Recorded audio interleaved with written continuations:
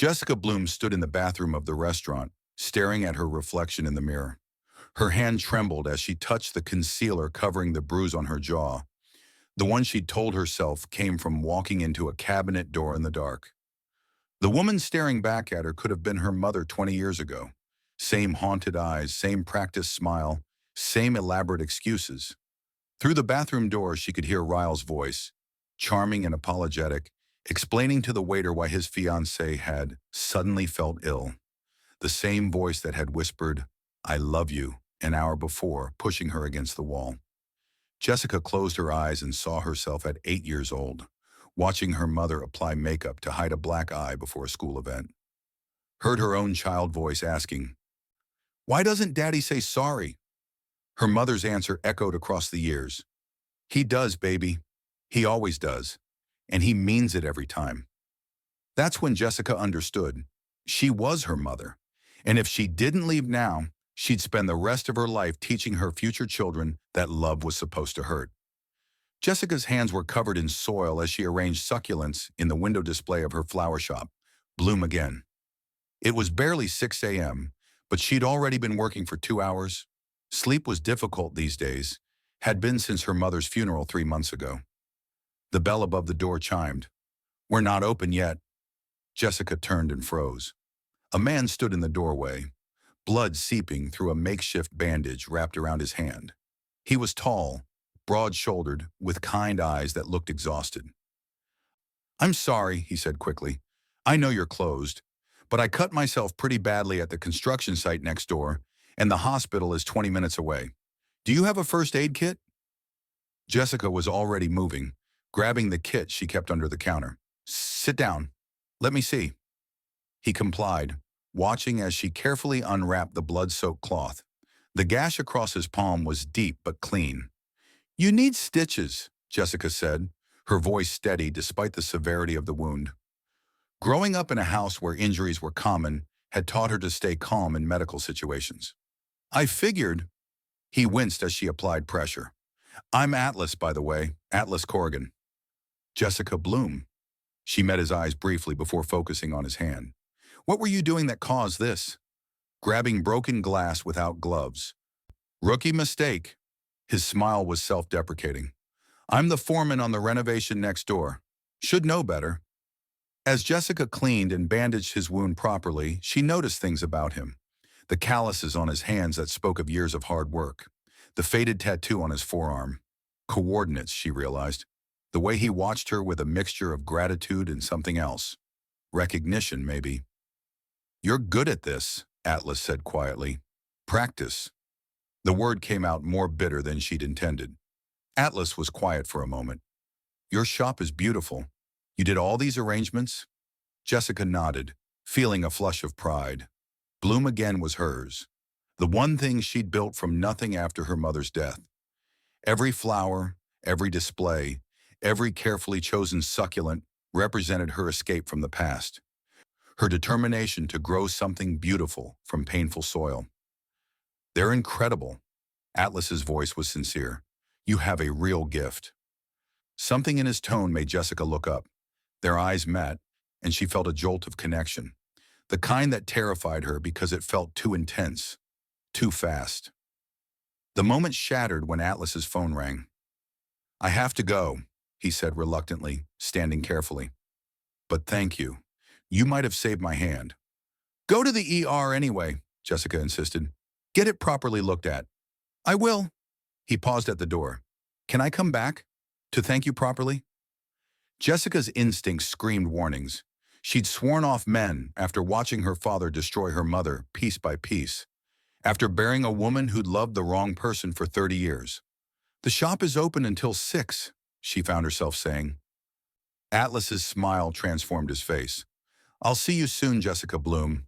He returned that evening with his hand properly stitched, carrying an expensive bottle of wine and looking nervous. "I don't know if you drink," Atlas said, "but I wanted to bring something nice. To say thank you." Jessica should have said no, should have maintained professional boundaries, should have remembered her promise to stay focused on her business and nothing else. Instead, she locked the shop door, flipped the sign to closed, and invited him upstairs to her small apartment above the store. That was the night everything changed. Over the next 3 months, Jessica fell in love. Atlas was everything she'd never believed existed. Patient when she pulled away, gentle when she flinched at sudden movements, understanding when she needed space. He told her his story in pieces, growing up homeless, aging out of foster care at 18, joining the Marines to have a purpose. The coordinates on his arm were the location where his unit had been ambushed in Afghanistan. He'd lost 3 friends that day. Coming home was harder than being in the war zone, Atlas admitted one night, lying in Jessica's bed, fingers tracing patterns on her arm. Because over there, you know who the enemy is. Here, you have to learn that not everyone who smiles at you is safe. Is that why you work with your hands? Jessica asked. Building things. Yeah. His smile was soft. After years of seeing things destroyed, I wanted to create, to make something permanent and good. Jessica understood that instinct intimately. She told him about her mother, about growing up in a house where love and violence were tangled so tightly she couldn't tell them apart, about the guilt she carried, the guilt of being relieved when her father finally left, only to watch her mother spend the rest of her life mourning him. She died alone in that house, Jessica whispered, still hoping he'd come back, still believing he loved her in his own broken way. Atlas pulled her closer. You're not her, Jessica. You're not destined to repeat her story. She wanted to believe him. God, she wanted to believe him. Atlas integrated into her life seamlessly. He'd arrive at the shop with coffee every morning, help her with heavy deliveries, learn the names of flowers just so he could compliment her arrangements more specifically. He met her best friend Alyssa, who owned the boutique 2 doors down. He's perfect, Alyssa gushed after Atlas left one afternoon. Jess, I'm so happy for you. It feels too good to be true, Jessica admitted. I keep waiting for the other shoe to drop. Not every man is your father. Not every relationship ends in pain. Jessica wanted to believe that too. The other shoe dropped on a Tuesday. Jessica was closing up the shop when a man burst through the door, phone pressed to his ear, voice sharp with frustration. I don't care what the board thinks. We either do the surgery my way, or I'm not doing it at all. He ended the call and looked up, seeming to notice Jessica for the first time. Sorry, are you closed? Yes, but... Jessica's words caught as she really looked at him. He was devastatingly handsome, tall, perfectly dressed in an expensive suit, with intense blue eyes and the kind of confidence that filled a room. Everything about him screamed power and success. I need flowers, he said, running a hand through his dark hair. Something impressive. I screwed up, and I need to apologize to someone important. Despite herself, Jessica was intrigued. What did you do? I canceled dinner. Again, for the 3rd time. His smile was self-deprecating. I'm a neurosurgeon, and I'm terrible at work-life balance. Sounds like the person you're apologizing to deserves better than flowers, Jessica said pointedly. His laugh was surprised, genuine. You're absolutely right, but flowers are a start, aren't they? Against her better judgment, Jessica put together an arrangement while he watched. As she worked, they talked. His name was Ryle Kincaid. He was 31, originally from Boston, had attended Harvard Medical School. He was brilliant, ambitious, and admitted freely that he was a disaster at relationships. Why? Jessica asked, wrapping the arrangement. Because I love my work more than I should love anything. Ryle met her eyes directly. Because I'm selfish and driven and not good at compromising. His honesty was disarming. At least he knew his flaws, Jessica thought. At least he was upfront about them. Well, Jessica said, handing him the flowers, maybe the person you're apologizing to deserves someone who can actually show up. Maybe they do. Ryle paid with a credit card that caught the light. Black, exclusive. But for what it's worth, I'm trying to do better. He left and Jessica thought that would be the end of it. She was wrong. Ryle returned the next day, and the day after that. Always with a reason. He needed flowers for the hospital, for a colleague's birthday, for his apartment, but Jessica knew better. He was coming to see her. You're persistent, she said on his 5th visit. When I want something, I don't give up easily. His smile was charming, confident. Have dinner with me. I have a boyfriend. Then why are you blushing? Jessica's stomach twisted because she was blushing. Because despite herself, despite Atlas, despite everything, there was something magnetic about Ryle Kincaid. When Jessica told Atlas about Ryle, she expected jealousy. Instead, Atlas just looked sad. "Do you want to have dinner with him?" he asked quietly. "No," Jessica said quickly. Then more honestly, "I don't know. He's intense, and I shouldn't be interested. But I am, and that makes me feel terrible." Atlas was quiet for a long moment. "Jessica, I love you, but I learned in therapy that you can't love someone into choosing you. If you're drawn to him, maybe you need to explore that, figure out what it means." "You're being too understanding," Jessica said, frustrated. "Maybe." Atlas's smile was painful. "Or maybe I'm being realistic. I grew up with nothing and learned to hold on too tight. But holding on when someone wants to let go, that's not love. That's control." His words haunted her. 2 days later, Jessica agreed to have dinner with Ryle. Dating Ryle was like standing in a hurricane. He was passionate, intense, overwhelming in the best possible way. Where Atlas was steady and patient, Ryle was fire and urgency. He made Jessica feel alive in a way she'd never experienced. Like every moment mattered, like they were burning bright and fast. He took her to expensive restaurants, introduced her to his colleagues, made love to her with a desperation that felt like drowning and flying simultaneously. "I've never felt this way about anyone," Ryle said one night, holding her face between his hands. "You're all I think about, Jess. All I want." It should have been romantic. Instead, something in Jessica's chest tightened with warning, but she ignored it. Because Ryle was successful and sophisticated. Because he made her feel special. Because when she was with him, she felt like she'd transcended her painful past and become someone new. She broke up with Atlas. It was one of the hardest things she'd ever done. Atlas took it with quiet grace, even as she saw the pain in his eyes. "If you ever need anything," he said, "I'm here. Always." "Atlas, I mean it, Jessica. Day or night, if you need help, call me." She didn't understand why he said it with such urgency. She would soon enough. The first time Ryle heard her, it was an accident. They'd been dating for 4 months. Jessica had made dinner, and Ryle came home late from surgery, exhausted and frustrated about a patient he'd lost. "The board is questioning my methods," he said, pacing the kitchen. "After everything I've done for that hospital." "I'm sorry," Jessica said, trying to embrace him. "That's so unfair." She'd been holding a casserole dish. When she turned, it slipped from her oven-mitted hands. Hot food splashed across Ryle's expensive shoes in the kitchen floor. The change in him was instant. His face went hard, cold. Before Jessica could apologize, he grabbed her arms, hard enough to hurt, and pushed her backward. She stumbled, her back hitting the counter with bruising force. "Are you fucking kidding me?" His voice was ice. "Do you have any idea how much these shoes cost? How long my day has been?" Jessica's heart hammered. This wasn't happening. This couldn't be happening. Then just as quickly, Ryle's expression crumbled. "Oh my God!"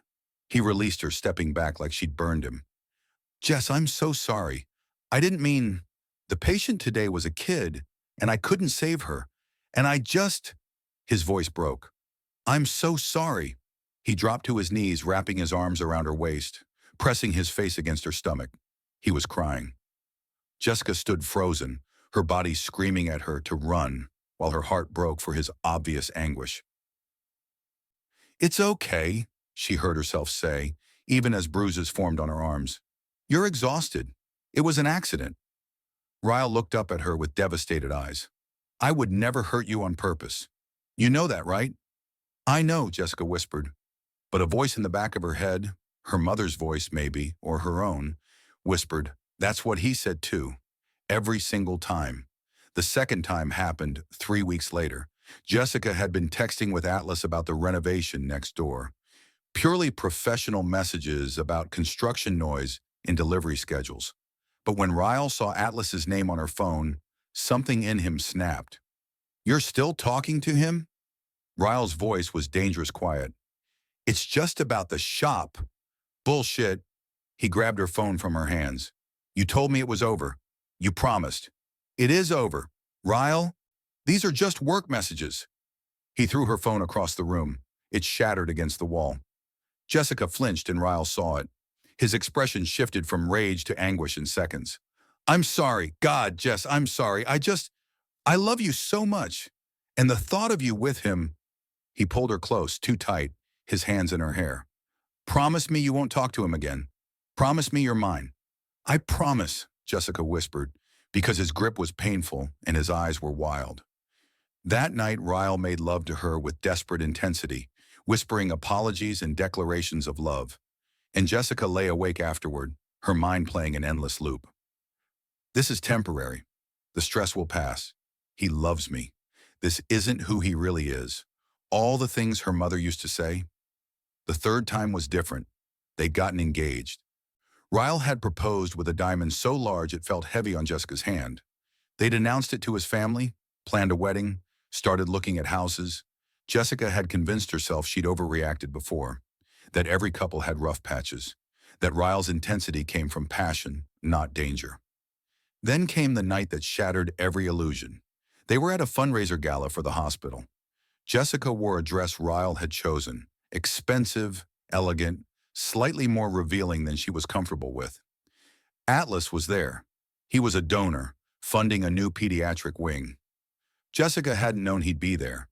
Based on Ryle's face when he saw him, neither had he. Atlas approached them politely, professionally. Dr. Kincaid, Jessica, it's good to see you. Mr. Corrigan. Ryle's voice was ice. His hand tightened on Jessica's waist, possessive. Thank you for your generous donation. It's a worthy cause. Atlas's eyes flickered to Jessica, concerned. Jessica, your shop is thriving. I'm glad. Thank you, Jessica said softly. The interaction lasted less than a minute, but for the rest of the evening, Ryle was tense, withdrawn, drinking more than usual. Jessica knew what was coming. They fought the moment they got home. You're still in love with him, Ryle accused, his words slightly slurred. I'm not. Ryle, we barely spoke. I saw the way you looked at him, the way he looked at you. Ryle's hands were shaking. You're mine, Jessica. You wear my ring. You're going to be my wife. I know that. Do you? He grabbed her left hand, his grip crushing on her ring finger. Because sometimes I think you're just settling for me. That you wish you'd stayed with that construction worker with his sad story and his PTSD. That's not fair. Fair? Ryle's laugh was bitter. Nothing about this is fair. I've given you everything. You've hurt me! The words exploded from Jessica before she could stop them. 3 times now you've hurt me, and every time you apologize and promise it won't happen again. But it does. Ryle went very still. I've hurt you. Yes. Jessica's voice shook. You pushed me. You grabbed me hard enough to bruise. You threw my phone. That's what you think of me. His voice was soft, dangerous. You think I'm some kind of abuser? I think you need help. I think the stress of your job, the pressure. Don't psychoanalyze me. Ryle moved toward her, and Jessica instinctively backed up. I love you. Everything I do is because I love you too much. Love doesn't hurt people. The slap came out of nowhere. One moment Ryle was speaking. The next his hand connected with Jessica's face hard enough to snap her head to the side. The sound echoed in the silent apartment. They both froze. Jessica's cheek burned. Her ears rang. Time seemed to stop as she touched her jaw and felt it beginning to swell. Jess! Ryle's voice broke. Oh God, I didn't mean... But Jessica was already moving. She grabbed her purse, her keys, her phone. Where are you going? Ryle's voice pitched toward panic. Jessica, wait. We can talk about this. She didn't respond. She couldn't. If she stopped, if she stayed, if she listened to his apologies, she'd never leave. She was her mother, unless she chose, right now, to be something different. Jessica drove with tears streaming down her face. No destination in mind. Her cheek throbbed. Her hands shook on the steering wheel. She found herself outside Atlas's building. For a long moment, she just sat there, engine idling. Atlas had told her to call if she ever needed help. But asking for help felt like admitting failure, admitting she'd made the wrong choice.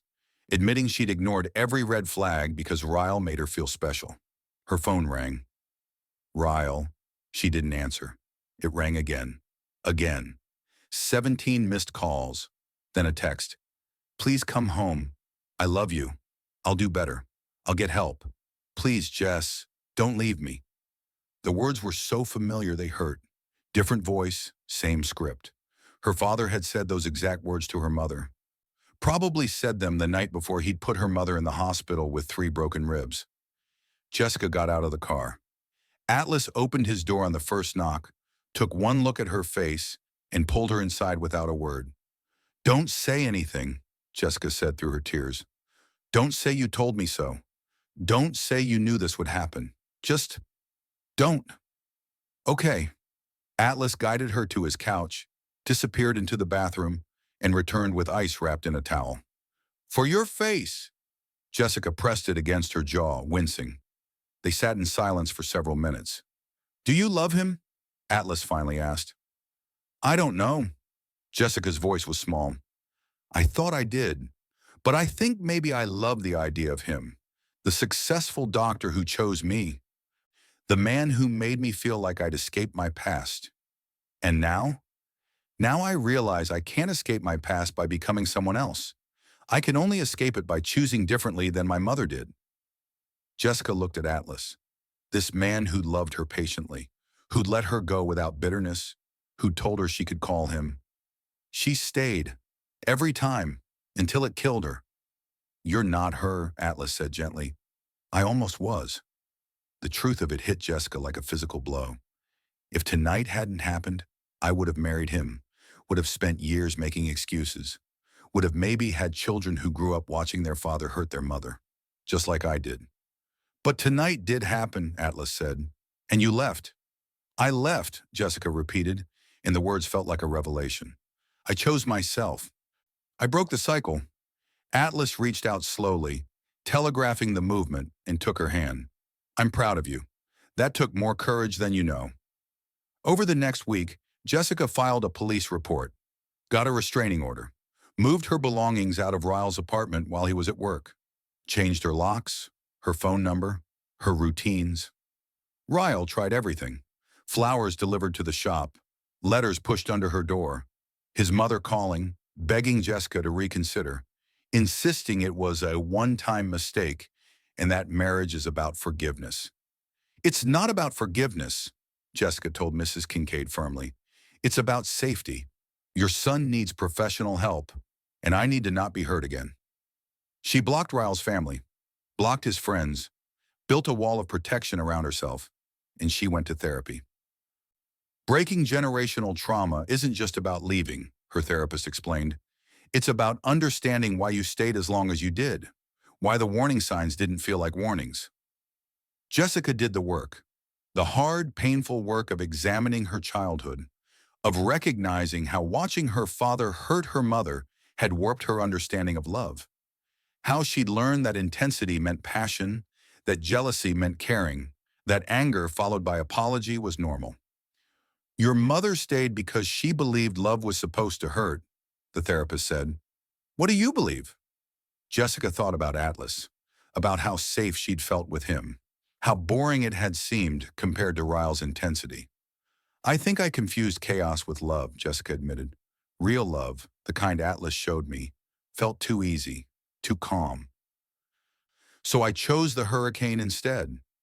6 months after leaving Ryle, Jessica was different, not fixed. Healing wasn't linear, her therapist reminded her constantly, but different, stronger, more aware of her own worth. Atlas had remained in her life as a friend, nothing more, despite the obvious longing in both their eyes. I need to be okay alone first, Jessica told him. I need to prove to myself that I can be whole without someone else completing me. I understand, Atlas said, and I'll wait, for as long as it takes. That's not fair to you, Jessica. Atlas's smile was gentle. I spent my childhood waiting for someone to choose me, to see me, to believe I was worth staying for. I'm good at waiting, and you're worth it. Jessica threw herself into her business. Bloom again flourished. She hired 2 employees, started offering floral design classes, became known throughout the city for her innovative arrangements. She reconnected with Alyssa, who'd been her rock through everything. "You're glowing," Alyssa said one afternoon, helping Jessica arrange flowers for a wedding. "I haven't seen you look this peaceful since before Ryle." "I'm learning what peace feels like," Jessica admitted. "It's not boring like I thought it was. It's grounding, safe." "And Atlas," Jessica smiled softly. "He's still there, still patient, still everything good I was too scared to appreciate before. Are you going to give him another chance?" "Maybe." Jessica carefully placed a white rose in the arrangement. "When I'm ready. When I know I'm choosing him because I love him, not because I'm afraid of being alone or because I need someone to save me." "That's very healthy and mature," Alyssa said. "I hate it. I want you to fall into his arms dramatically." Jessica laughed. "Life isn't a romance novel. Maybe it should be, the good ones anyway, where love is gentle and steady and doesn't leave bruises." 1 year after leaving Ryle, Jessica finally felt ready. She invited Atlas to dinner, not at a restaurant, but at her apartment. She cooked his favorite meal, set the table with candles and fresh flowers. When he arrived, she could see the hope and hesitation in his eyes. "Jessica, what's this about?" "I wanted to thank you," Jessica said, her voice steady, "for being patient, for not pushing, for showing me what real love looks like, even when I was too scared to accept it." Atlas was quiet, waiting. "I've spent the last year learning to love myself," Jessica continued, "learning that I'm not my mother, that her story doesn't have to be mine, that I can choose differently." "You did choose differently," Atlas said softly. "You left. You got help. You built a life you love." "I did." Jessica took his hand. "And now I want to choose something else. Not because I need saving, not because I'm afraid of being alone, but because I love you, because you're kind and patient and good, because you make me want to be brave." "Jessica, I'm not saying I'm perfect now. I'm still in therapy. I still have days where I doubt myself, where I worry I'll repeat my mother's mistakes." Jessica's eyes filled with tears. "But I know now that love isn't supposed to hurt, that intensity isn't the same as passion, that the right person will make you feel safe, not scared." Atlas pulled her close, careful and gentle, always. "I love you. I've loved you since the first moment I saw you. And I'll spend the rest of my life proving that love can be soft and still be real." Jessica kissed him then, choosing him, choosing herself, choosing a different story than the one she'd grown up with. 2 years later, Jessica stood in her expanded flower shop, Bloom Again, teaching a floral design class to a group of domestic violence survivors. It was a program she'd started 6 months ago, offering free classes and job training to women rebuilding their lives after abuse. "Flowers represent resilience," Jessica told the class, demonstrating a complicated arrangement. "They grow in difficult conditions. They find light in dark places. They bloom again and again, even after harsh winters." After class, one woman stayed behind. She was young, maybe 25, with bruises she'd tried to hide with makeup. "How did you know?" the woman asked. "How did you know to leave?" Jessica saw herself in this woman's eyes, saw her mother, saw every woman who'd ever loved the wrong person, and convinced herself it was right. "I almost didn't," Jessica said honestly. "I stayed longer than I should have, made excuses, believed the apologies. But then one day I realized I had a choice. I could repeat my mother's story, or I could write a new one." "What if he changes?" the woman whispered. "What if I give up on him and he becomes the man he promised to be?" "Then he'll become that man for someone else," Jessica said gently. "And you'll have become the woman who saved herself, who chose dignity over hope, who broke the cycle." The woman's tears fell. "I'm scared. I know, I was too." Jessica took her hand. "But here's what I learned. The scariest thing wasn't leaving. It was staying and realizing I'd become someone who accepted being hurt. Someone who taught herself that pain and love were the same thing." That evening, Jessica came home to the house she and Atlas had bought together, a modest place with a garden where she grew flowers. Atlas was in the kitchen, cooking dinner, humming along to music. He looked up when she entered, his smile automatic and warm. "How was class?" he asked. "Powerful." Jessica wrapped her arms around him from behind. "I think we helped someone today. Really helped." "That's because of you," Atlas said, turning to kiss her forehead. "You took your pain and created something beautiful from it." "We created it," Jessica corrected. "This life, this safety, this love." Later, as they ate dinner on their back porch, watching the sunset paint their garden golden, Jessica thought about her mother. She thought about how her mother had spent 30 years believing love was supposed to hurt, how she'd died alone, still mourning a man who'd never deserved her. Jessica had broken that cycle, had chosen herself, had learned that real love didn't leave bruises or make excuses or require constant forgiveness. Real love was this: quiet dinners and patient partners, gentle touches and genuine laughter. Building something together instead of constantly repairing what was broken. "What are you thinking about?" Atlas asked, noticing her expression. "My mom," Jessica admitted, wishing she'd known she deserved better. "You're breaking the cycle for her," Atlas said, "by choosing differently, by teaching other women they can choose differently too." "It starts with us," Jessica said softly. "What does?" "Healing, change, breaking generational trauma." She looked at Atlas, this man who'd loved her through everything, through her choosing wrong, through her healing, through her learning to choose right. It starts with one person deciding they deserve better, one person refusing to repeat the story they were taught, one person brave enough to bloom again. Atlas raised his glass. "To blooming again. To choosing ourselves," Jessica added, "and then choosing each other." They toasted as the sun set on their garden, where flowers grew wild and beautiful, proving that even from painful soil, something extraordinary could grow. Your mother's story doesn't have to be yours. Her ending doesn't dictate your beginning. You are not destined to repeat cycles of pain. You are powerful enough to break them. It starts with one brave choice: choosing yourself. And that choice, that single moment of courage, can change everything. Not just for you, but for every person who comes after you. You can bloom again, you can write a different story, and that story can start today. It starts with us.